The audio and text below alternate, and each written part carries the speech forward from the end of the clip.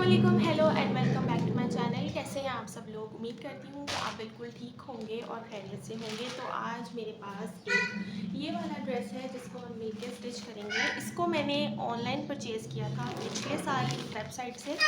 तो ये मैंने रख दिया था, अब गर्मी इतनी हो गई है तो मैंने इसको निकाल लिया है। तो चले आए इसको स्टिच करते हैं।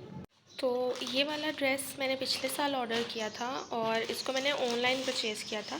ये मैंने ना कोई 3 से 4 सूट लिए थे, तो 2 मैं स्टिच कर चुकी थी और 2 जो है 3 जो हैं वो रखे हुए हैं अभी। और इसका जो लेग आर्ट था ना, उस पर मुझसे थोड़ा सा पानी गिर गया था, जिसकी वजह से ना ये थोड़ा मतलब अजीब सा हो गया। बाकी मैं आपको इसको ना ओपन करके दिखाती हूँ। ड्रेस का कलर बहुत प्यारा है। यहाँ थोड़ा ना ये ऑरेंज लग रहा है, पर ये ऑरेंज शेड नहीं है, ये थोड़ी ना पिंक सी शेड में है। तो सबसे पहले तो इसमें मुझे मिला था ये बॉर्डर। ये बेसिकली है ट्राउज़र का बॉर्डर, यानी कि पांचों का बॉर्डर है ये, पर मैं इसको ना ऐड करना नहीं चाह रही। मैं ट्राउज़र को ना बिल्कुल प्लेन रखना चाह रही हूँ। तो इसको हो सकता है मैं स्लीव्स में ऐड कर लूँ या मे बी मैं ऐड ना करूँ। ठीक है, एक इसमें ये है और ये है इसके स्लीव्स का डिज़ाइन ना बहुत प्यारा है। पर एक मसला ये है कि स्लीव्स की जो एम्ब्रॉयडरी है ना, यहाँ ना मैं ये दोनों पीसेस सेपरेट कर चुकी थी। तो मैंने इसको प्रेस कर लिया था, इसकी कान वगैरह मैंने निकाल ली थी।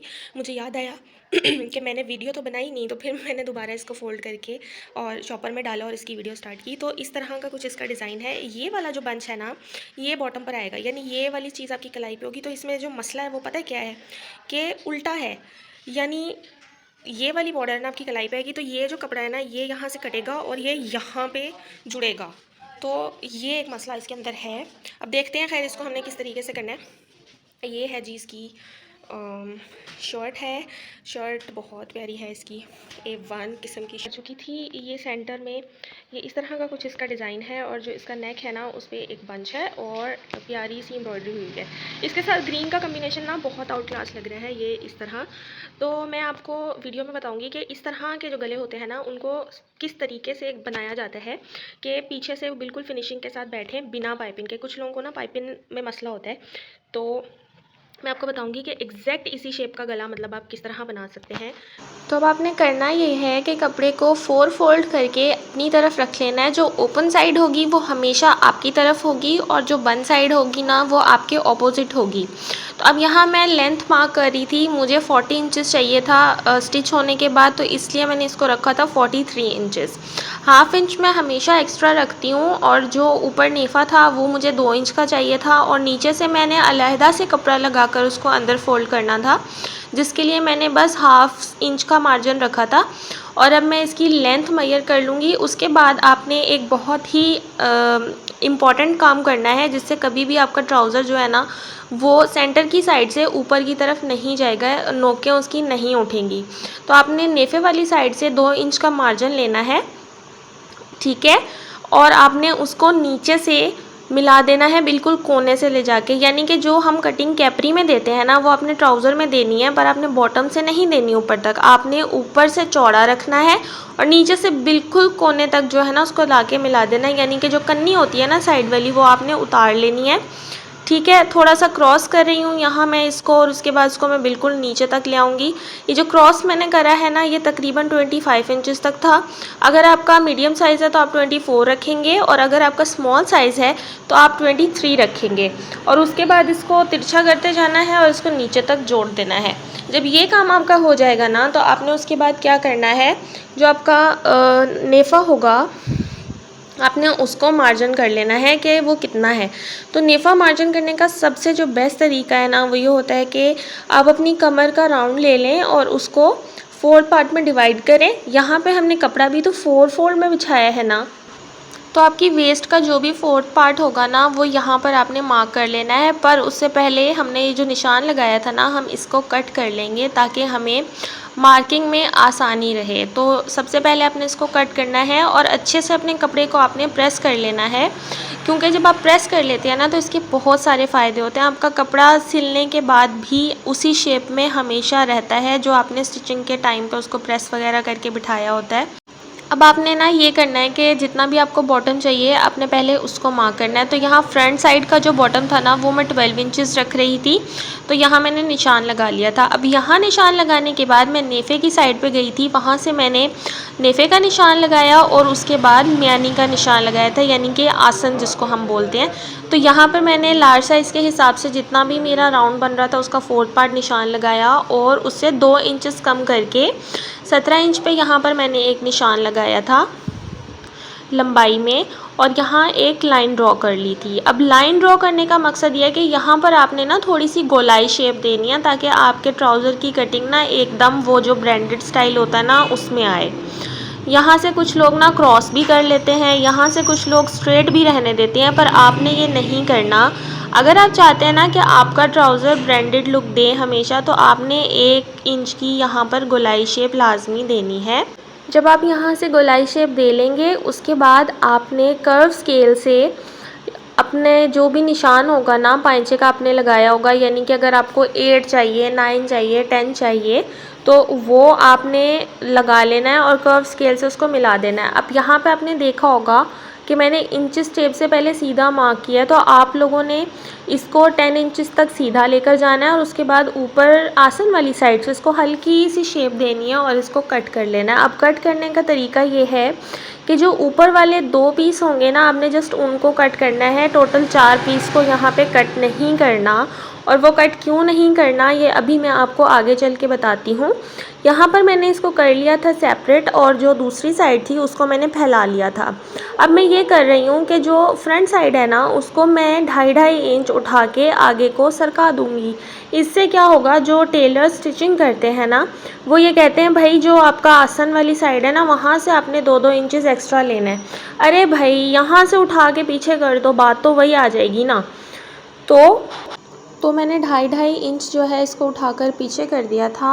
और अब एक इम्पॉर्टेंट बात ये है कि जो आपका आसन है ना वहाँ से आपने ऊपर वाली साइड से जो कॉर्नर है ना वहाँ से लेना है 2 इंच का, और नीचे लाते लाते ना उसको बिल्कुल कम कर देना है। और जो गोलाई शेप है ना यहाँ से आप 1/2 इंच के गैप पे इसको जाकर इक्वल कर देंगे, यानी नोक इक्वल होगी इस तरीके से जैसे मैंने निशान लगाया है।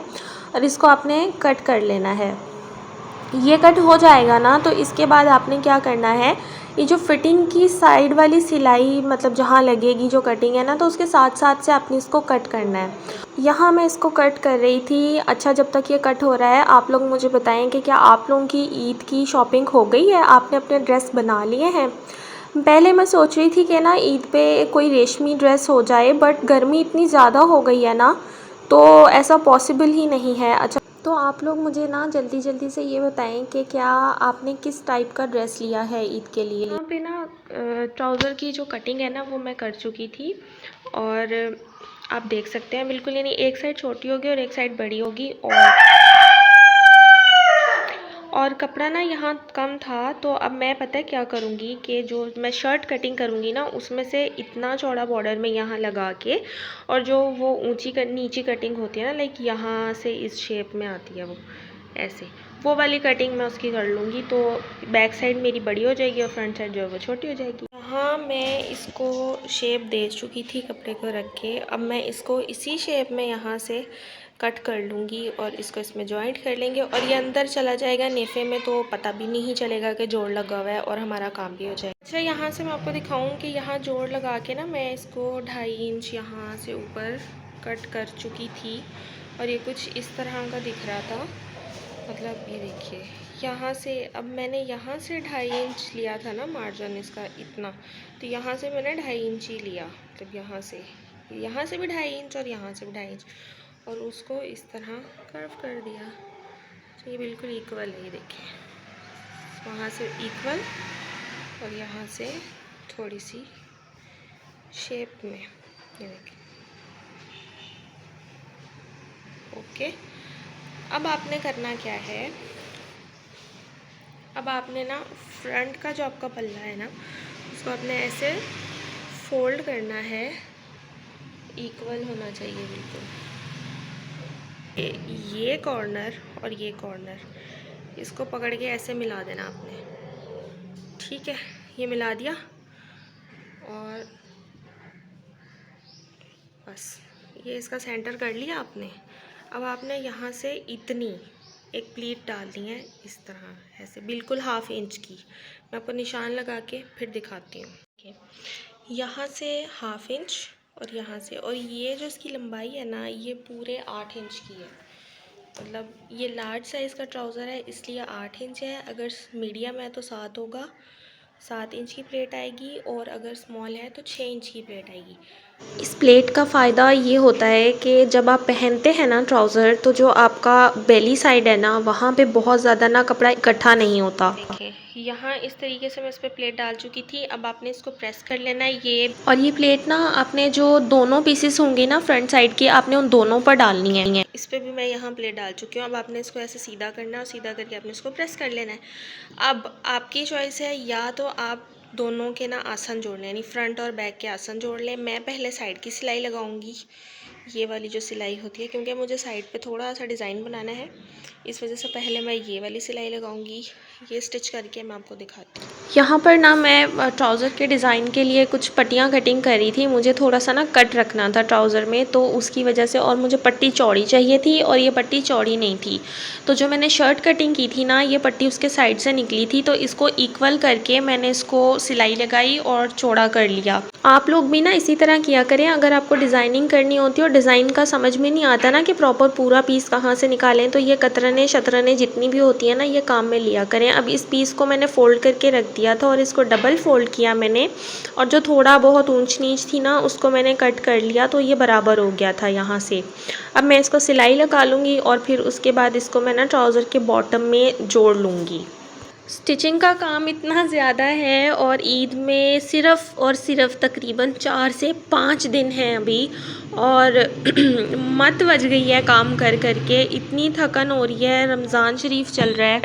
तो मैं यहाँ पर अपना ट्राउज़र मैंने स्टिच कर लिया था, और ये नेफ़ा मैंने फ़ोल्ड कर लिया था। अब मैंने इसमें इलास्टिक डाला है, तो मैं आपको बता दूँ कि इलास्टिक ट्राउज़र्स में किस तरह डालते हैं। तो इसको देख के अपना परेशान नहीं होना, ये जब इसमें इलास्टिक जाएगा ना, ये इक्वल आ जाएगा। और ये जो चुन आ रही है ना, ये चुन डालनी ज़रूरी होती है, वरना सिलाई से मैच नहीं होती।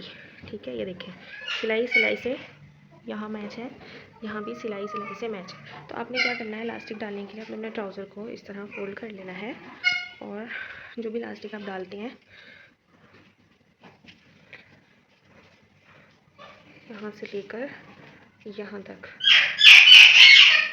ये आपने ऐसे फ़ोल्ड किया,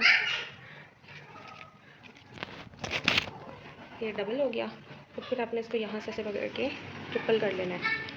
तो यानी कि ये जो 4 हिस्से हैं, 1 2 3 4, तो ये 1 2 और 3 हिस्सों का आपने इसमें इलास्टिक डालना है, यानी कि इतना। तो ये हर साइज़ के लिए बिल्कुल परफेक्ट होगा। यहाँ पे ना मैं पाइंचे पे तुरपाई कर रही थी, और तुरपाई करते हुए मेरी इतनी जान जाती है ना, मैं कहती हूँ बस ये वाला काम ना कोई मुझे ना कहे और मैं किसी से करवा लूँ। पर ये होता है कि जब आपको खुद कोई काम करना आता हो ना, तो किसी और के हाथ का काम हुआ हुआ आपको बिल्कुल भी अच्छा नहीं लगता हो, और यही मेरे साथ होता है। यही वजह है कि ना मैं कभी भी अपने कपड़े किसी और से स्टिच नहीं करवाती, क्योंकि अगर किसी और से स्टिच करवाए जाए ना कपड़े, तो कभी भी आपकी मर्ज़ी के कपड़े सिलाई नहीं होते हैं। यहाँ मेरी तुरपाई कंप्लीट हो गई थी, और इधर मैंने सोचा कि क्यों ना थोड़े से पर्ल्स ऐड कर लिए जाएं। तो यहाँ मैं आपको पर्ल्स ऐड करने का तरीका भी बता रही हूँ। ये वाला काम ना आपने बहुत ध्यान से करना है। आपके पर्ल्स ऊपर नीचे नहीं होने चाहिए, एक फॉर्मेशन में होने चाहिए। यहाँ पर ना 4 इंच का मैंने कट दिया था, और 4 इंच के गैप पर ही मैंने ना पर्ल्स ऐड किए थे, 1-1 इंच के फासले पर। यहाँ पे मेरा ट्राउज़र जो है वो रेडी हो गया था। मैं अनफॉर्चुनेटली इसको प्रेस नहीं कर पाई थी, क्योंकि लाइट चली गई थी और मुझे वीडियो अपलोड करनी थी। तो जल्दी रिंग लाइट में मैंने वीडियो बनाई और इसको मैंने अपलोड किया। यहाँ पर मैं आपको इसकी फुल लुक दिखा रही हूँ। आप लोग कमेंट सेक्शन में मुझे ज़रूर बताइएगा कि आपको मेरी वीडियोस कैसी लग रही हैं, और कैसी वीडियोस आप मेरे चैनल पर देखना चाहते हैं। अच्छा, यहाँ पर ना नेफ़े में मैंने एक और चीज़ ऐड की है कि दोनों साइड्स पे ना ये मैंने हुक ऐड कर दी हैं। इससे ये फ़ायदा होता है कि ना आपको कहीं अगर हैंग करना है ना ट्राउज़र अपना, तो आप इजीली हैंग कर सकते हैं, उससे बहुत आसानी रहती है। और ये था इसका पाइंचे की फ़ाइनल लुक ऐसी थी। ये कट था 4 इंच का, और 4 इंच के फासले पर बीड्स थे। तो यहाँ पर मेरा ड्रेस और मेरी वीडियो कंप्लीट हो चुकी थी। तो हम मिलेंगे ज़रूर अगली वीडियो में बहुत जल्दी। इसकी शर्ट का आपको 2 से 3 दिन वेट करना पड़ेगा, तो मैं पूरा ड्रेस आपको नेक्स्ट वीडियो में पहन के दिखाऊंगी। प्लीज़ मेरी वीडियो को बहुत ज़्यादा प्यार दीजिएगा, बहुत सपोर्ट कीजिएगा। इंशाल्लाह हम अगली वीडियो में बहुत जल्द मिलेंगे। तब तक अपना और अपने घर वालों का बहुत सारा ख्याल रखिएगा और मुझे दुआओं में ज़रूर याद रखिएगा। तो अब आप इंजॉय कीजिए फाइनल लुक को। Bye bye.